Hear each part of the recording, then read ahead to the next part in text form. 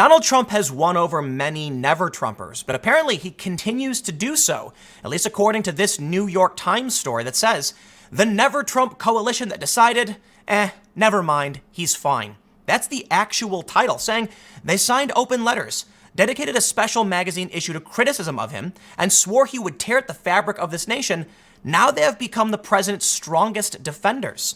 I find this story fascinating, especially in the context of an op-ed that was published recently in USA Today about the LGBTQ town hall that CNN held recently. Now, this was fodder for many conservatives, but one of the most interesting things brought up by, this is Tom Nichols, ex-GOP, he says, is that was the LGBTQ vote in danger of going to Republicans? Why would they host this town hall and create fodder for culture warriors instead of rallying Americans behind a common message? And that's kind of a point I've been making for a long time. The Democrats don't need to push this far left message. They need to bring people together and explain why their position makes more sense. I think this may be why many never-Trumpers are giving in and saying they're going to support the president. I think there's a lot to criticize the president for. You know, one thing I've heard a lot is, people are tweeting right now. There's one viral tweet where they say the easiest way to be a grifter is just never criticize the president. You don't have to be a supporter of him, but you can talk about issues, and as long as you don't criticize him. That's not true at all. It's amazing that in, 70% of my videos, I'll specifically criticize something Trump has done. The real issue is that I think moderates and conservatives are looking for just a good faith approach to what's happening in our country. So if you don't like the president, that's fine, so long as you have a calm, rational explanation for what you don't like about him. Now we see in the media this absolute absurdity, a push to the far left, support of policies that are unpopular, and look, man, Russiagate and then Russiagate 2 Ukrainian Boogaloo, I'm not surprised people are fed up and finally saying enough. Let's read through some of these stories. And we'll talk about how these never-Trumpers have now become some of the president's biggest supporters. But I want to highlight one more issue as well. It's also that, these never-Trumpers are looking at who the Democrats are actually going to put in place. And maybe now they're realizing, wait a minute, you might not like the president, but is the Democrat going to be better? Perhaps not. Let's start with a story from the New York Times. Before we do, head over to timcast.com/donate if you would like to support my work. There's a PayPal option, a crypto option, a physical option. But of course, the best thing you can do is just share this video.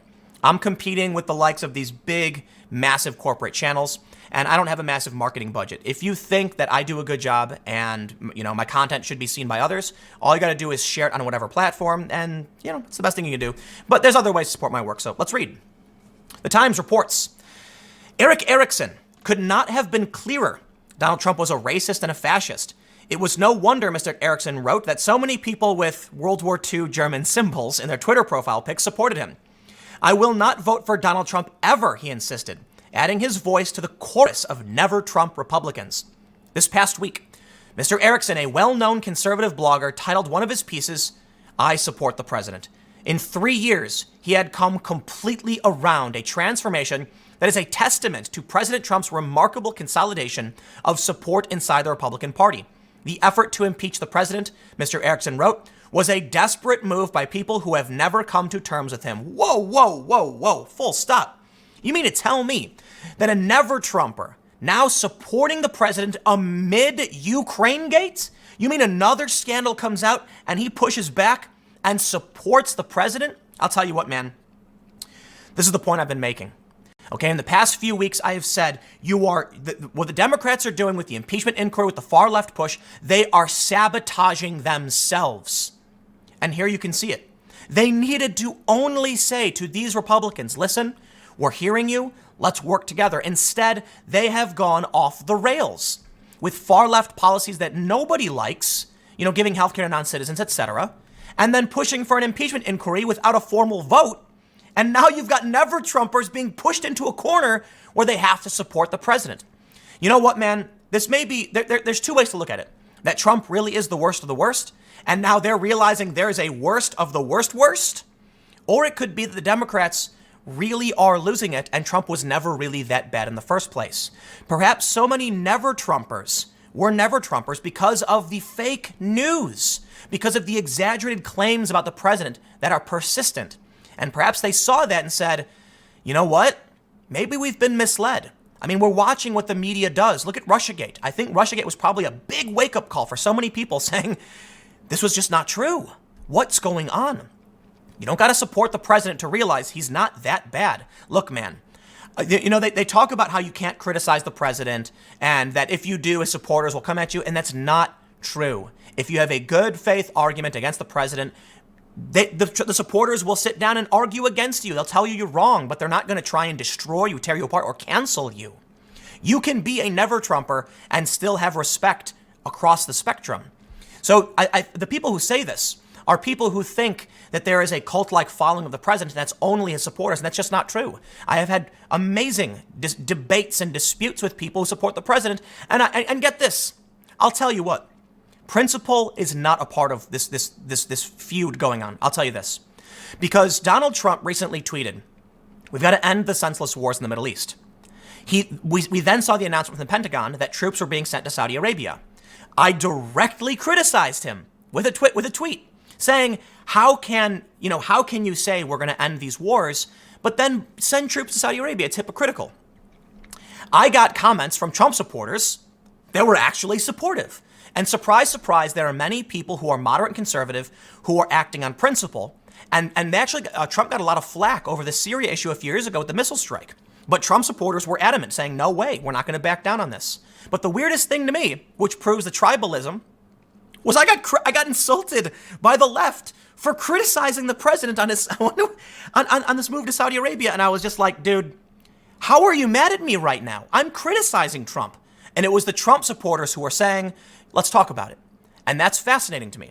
And I think the issue is, the reason Trump wins is because he attracted a large group of people who were critical thinkers, who begrudgingly accepted a guy with bad manners and bad attitude over what the alternative was. Let's read a little bit more. They say, never Trump, no more. Conservatives have largely resigned themselves to a more accommodating state of mind. Never mind Trump. And their change in attitude helps to mute the much smaller group of conservative voices who remain highly critical of the president and have questioned his conduct. But you can question his conduct. You can, so long as you sit down for a real conversation. Glenn Beck, for instance, they mention him.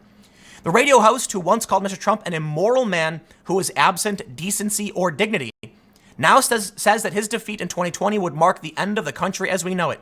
I sat down with Glenn Beck. I thought he was a great guy. We had a great conversation. I think we really did disagree on fundamental political issues, but it was the way things used to be. It's the way they were. I mean, we used to have these heated debates, but I was able to sit down and we disagreed on life versus choice, and then just kind of shrugged and smiled. We shook hands at the end of it, and we had a real conversation. You can absolutely be critical, push back, and disagree, so long as you do it with the intention of an actual conversation about the results, the ramifications, the causes, etc. Maybe now these never-Trumpers are realizing that. Senator Lindsey Graham of South Carolina, who so bitterly feuded with the president during the 2016 primaries that Mr. Trump gave out Mr. Graham's cell phone number on national television, declared last week that impeachment was nothing but a political setup. I will tell you this right now. The Democrats have lost all of that favor, okay? They took 2018 in the midterms. They attracted, the voters said, you know what? I'm willing to support a moderate. If Lindsey Graham is now defending the president over impeachment, it says to you that impeachment was wrong. You have lost the support of even the Republicans who never wanted Trump. I think now you're seeing people say Trump's bad, but he's not that bad. When you look at what's going on with the impeachment inquiry, it can be difficult to remember that indignation and contempt for Mr. Trump once simmered in every corner of the conservative world. In August 2016, dozens of the most senior Republican national security officials signed a letter warning he would put at risk our country's national security and well-being. Female leaders of the anti-abortion movement joined together before the Iowa caucuses in 2016, issuing a joint statement, declaring themselves disgusted at his behavior, saying he had impugned the dignity of women. National Review published an Against Trump issue that featured essays from 22 prominent conservatives who all made a case for why he should not be the Republican nominee. At least half of those writers are now on the record making supportive comments about the president. That's crazy to me. You know, they made a meme about me where, you ever see that meme with the cat? It's like the woman screaming and pointing, and then there's the cat looking like angrily at a plate, and there's a red pill. So this is what they did. They put a beanie on the cat, and they put a red pill on the plate, and the woman's yelling like, eat the pill, and me looking all angry. And they're like, why won't Tim take the pill or whatever and support the president? Listen, man, Donald Trump sent troops to Saudi Arabia. Okay, you got to understand something. The most important issues to me are going to be foreign policy and how we deal with this. It's going to be, there's a lot of issues I can get into, but let me just put it this way. Tulsi Gabbard is anti-regime change war. She has experience. She's a major. I tremendously respect that. She's a lot younger. That is a factor. She's also against the war on drugs as well as ending private prisons. There are a lot of things I disagree with her on and a lot of things I agree with her on, and I just lean slightly towards her on these issues. When Trump puts out a tweet talking about ending the wars in the Middle East, but then, we hear we're going to be bolstering Saudi Arabia, we're going to be sending 3,000 troops. I'm not going to play that. I'm not going to do it. I'm not going to get behind someone like Trump. I also think it's very important to have, I think Trump is boorish, and I think that plays a factor, although I'll admit I had a really great conversation with Will Chamberlain, and he said something to the effect of, so what? So what if he has a bad attitude and you don't like him? Are his policies working? And that's a great point. It's a great point. The economy is doing really, really well. But listen, man, this is the point I want to make.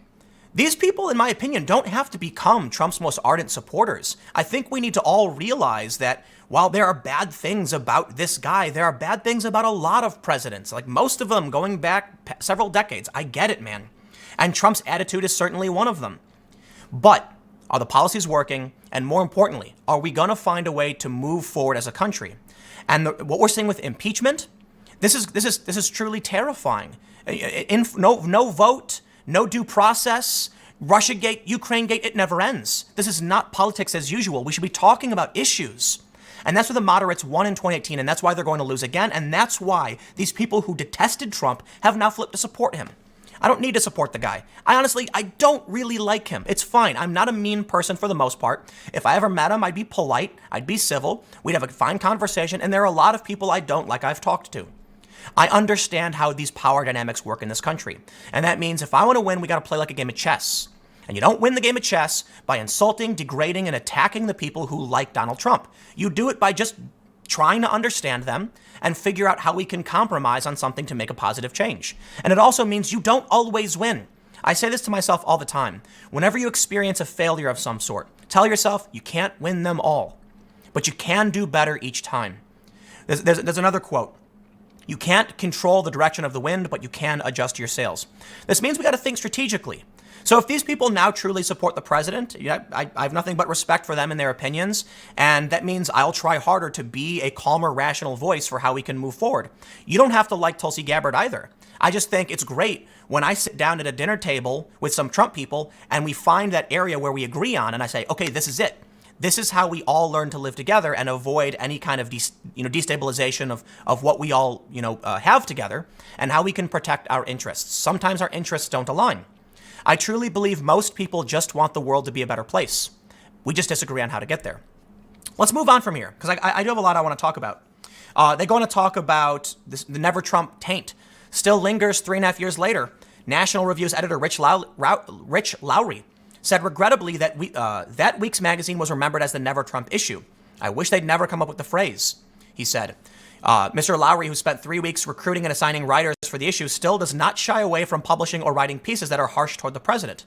But he acknowledges that Mr. Trump has helped conservatives like him stress test your assumptions and has forced him to rethink issues like the need to take a tougher approach to China. And I agree with that too. I think maybe the reason I'm not a TDS, Trump derangement syndrome person, is because whenever there's an issue, I analyze the news. I look into it and try to understand it. I think the Saudi Arabia is a bad play. I get it. They're spending money on our infrastructure, in terms of weapons infrastructure. It's good for the economy in a lot of ways. I'm not a fan. But when I take a look at what's going on with China, I'm really, really worried. I don't know if Trump's winning, like doing the right thing. I just know that I'm glad someone's bringing it up. And that's respectable. But in the bigger grand scheme of things, I just lean not in that direction. There's a lot of policy issues that I'm not going to agree with on the Republican side. And I get a lot of people trying to email me and debate me and stuff. Listen, man, I read this stuff all day, every day, right? So I land just, closer to Tulsi. And I think she's been rational and moderate on a lot of issues. But you can see here what they're realizing is, Trump was right about a lot of things. And a lot of things he's done, in my opinion, they've been bad. There have been consequences. They've been inappropriate. That's fine. But you know what, man? For me, it's politics as usual to an extent. I know Trump is very different, but to me, it's kind of like all right, Trump's going to do this thing. The Republicans have the House. It's not the first time this has happened. It won't be the last. This is how politics is played. Let's think ahead. What's the next card draw going to be? What's going to be revealed in the flop? How do we do this? You don't do it the way they've been playing the game in the media. The media people want money. They're going to fan the flames all day and night, and that's why they did this town hall. So let's move from here. I think we've gotten to the point on the Never Trumpers, and I want to show you another bit of Never Trumper commentary, saying, "I will blame you if Trump wins," and he's talking to the Democrats doing the LGBTQ town hall. Now, I actually think it's a great milestone that CNN did this. I thought it was fantastic. I think CNN exploited everyone in this circumstance. I think CNN invited people who would specifically be bombastic and generate controversy, and I seriously think CNN did harm to people. But what you can see here is a really great point. They don't need to win over the community that's already supporting them. Basically, every single Democrat is in support of all of these policies and issues. They didn't need to they weren't at risk of losing the LGBTQ vote to the Republicans. What's happening now is it's not about a debate on LGBTQ issues at all. I certainly think it can and should be had because we need to, push for civil rights for all of these people and make sure we're doing it right to protect everyone. We're a country of life, liberty, and the pursuit of happiness. Individuality and the individual's rights to be free from discrimination, totally respect that, and I think it's important. In the political context, however, this was a ratings drive. This was an attempt at CNN to get ratings, and I think they brought on bombastic people who ended up, protesting and causing issues at the town hall, and they did it because they want ratings, not because they don't like Trump. And this is bad for the country. It's bad for the Democrats. He goes on to say that basically, he says this, Tom Nichols, "We pledged over 2 years ago to join hands on this one issue, but now I worry that in your zeal to win the woke Twitter and college campus primary, you simply make the same mistakes you made in 2016. Your nominee will crush it in the bi-coastal race to be the honorary governor of the new California York Republic. Blue cities everywhere will welcome you as liberators, and Trump will laugh at you every day from Washington." He's right. Now, he's not taking the stance that he's going to defend the president. He's still very much opposed. But that's the rhetoric you see where people actually end up flipping. I want to show you some more news, though, as to why people are finally saying enough to all of this. I laughed. This is an amazing, commentary from Crystal Ball over at The Hill. Defends praise of Yang. "I am not a Russian plant." You see, Crystal Ball talks about Bernie Sanders, Andrew Yang, Tulsi Gabbard, engages with the populist right, and yes, gets called a Russian plant, or it's implied that she's supporting Putin, and that narrative is helping no one. It's actually a quite funny take on it. For one thing, she says, now I have a complicated feelings about this because obviously a fan's a fan. Someone said Putin loved her commentary. She says, "And if Putin enjoys my work, who am I to say he's wrong?" Yeah, that's a great point. If Putin liked what you're doing, yes, so what? If you believe in what you're saying, then fine. But she makes a few points. She's hosted Glenn Greenwald, Tulsi Gabbard, Matt Taibbi, Katie Halper, etc., and praised Yang. And she gets called, essentially a Russian plant for it. We all do. That's what people are tired of. While CNN chases the insanity, while the media is obsessed with just going after Trump, pushing these conspiracy theories, and the Democrats are pushing Ukraine-gate and Russia-gate, we're over here, people who disagree on certain issues, having a real conversation. Having a real respectful conversation. What's amazing about The Hill, Crystal Ball, and the show they do is that it's populist left, but from a good faith, respectable approach to where you can have a real conversation about Bernie Sanders, his policies, how to enact them, whether they can be enacted. And that's something you don't get in these town halls where protests erupt. And in my opinion, CNN allows it all to happen. So another important issue is that, Crystal brings up, here's a multiple choice question. Russiagate was Watergate times 1,000, Watergate times 1 million, incrementally more disturbing than typical corrupt BS that happens in our politics, or incrementally more disturbing than the typical BS. Yeah, incrementally more disturbing than the typical BS. That's where we are. It's this political game being played, and that's one of the reasons I really just wanted to avoid Ukraine-gate. And after Russiagate, I'm like, listen, it's a mirror image. It's the same thing we hear over and over again. So I'll make a couple more points, right? Check this out. Maybe not Trump. Never Trumpers insist they won't back Warren, right? Because perhaps they're starting to realize that while Trump may be bad, he's not that bad. Seriously, when you look at these town halls, when you look at these comments, when you look at all the hands going up for what the Democrats are proposing, you realize they're making Trump look good in comparison. And that to me is kind of unfortunate. But we don't have these strong Democratic personalities we need. Admittedly, I do think Tulsi is, and the media just runs these hit pieces against her. She really is a rational, she's progressive enough, she's moderate enough on certain issues, and she has, look, she has the experience. This is why I really do, appreciate Tulsi, being involved. And that's someone I think could actually stand up against Trump and present these comments in good faith and real policy ideas. But the media doesn't want to play that game. I believe this. I really do. I believe that CNN and these other media outlets want Trump to win again because the ratings have been better than ever. They're probably thinking to themselves, like, what do we do once Trump is out? How do we get our ratings back? Cable TV ratings are down for everybody. Now, they're up relatively, but overall, the trend is downward. I think, in my personal opinion, CNN knows that when Trump's out, man, those ratings are going to go down. So I think they need to we can't allow Tulsi to speak. She's popular.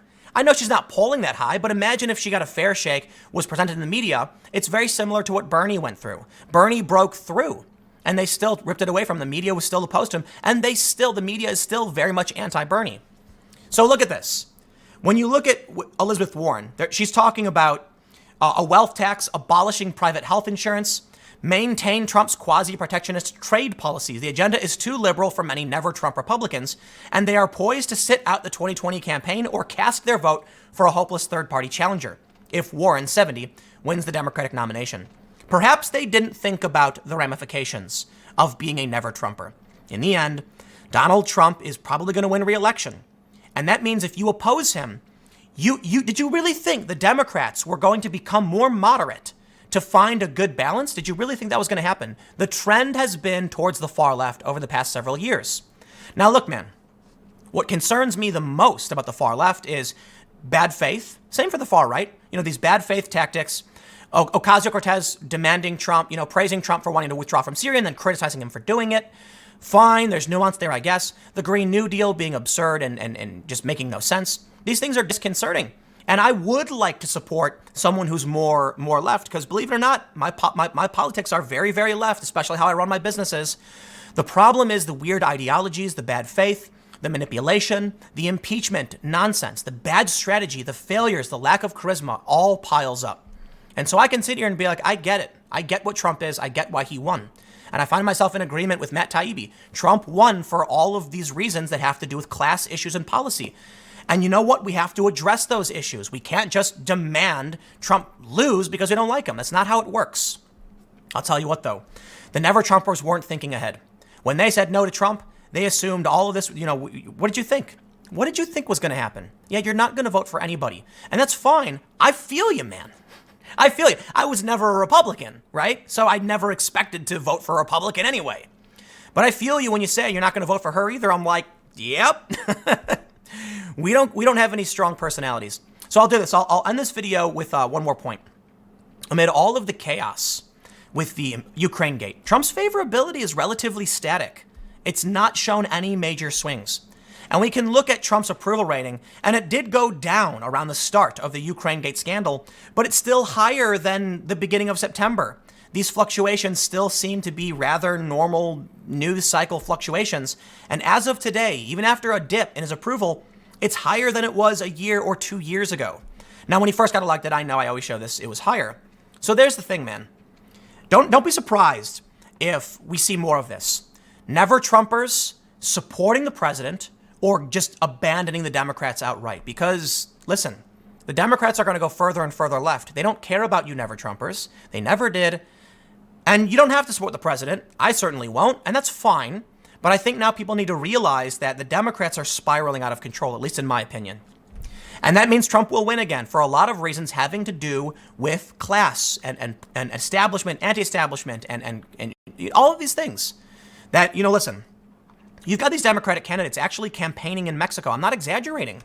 Several of them actually went down to Mexico for campaign, PR events. They're not going to vote for you, dude. The votes you need to get are the Americans who want to know that their life is going to be protected, safe, made better. And that's what you got to talk about. And I think when you see the CNN town hall, when you see that they're not concerned with talking to the needs of the average American, Yeah, the never-Trumpers are probably realizing that. It would have been great if you realized it a long time ago. And again, I'm not saying, like, I'd actually say don't support the president, you know. Let's hope for a moderate, you know, alternative. But I get it. I get that people support him. I get the controversies. I get the criticism. I totally get it. And you don't win by being an anti-Trump by all costs. Here's the thing. These never-Trumpers were just always so negative on Trump. And I've prided myself on never being this one-dimensional character. When Trump went to North Korea and crossed the DMZ, I really do mean it that was incredible, especially for me and my family, because Trump crossed into what is essentially enemy territory without protection. Please understand that's a symbol of something very important. Now, people might disagree with me, fine, that's fine, whatever. I don't think I'm the smartest person in the world, but I do think you have to pay attention to these small moments, what Trump does. Pulling troops out of Syria, I do think is a good idea, and I think it's all propaganda where they're trying to claim we need to stay and we need to do all these things. Dude, calm down. It's complicated. I get it. I lean towards it was the right thing, but Saudi Arabia was the wrong thing.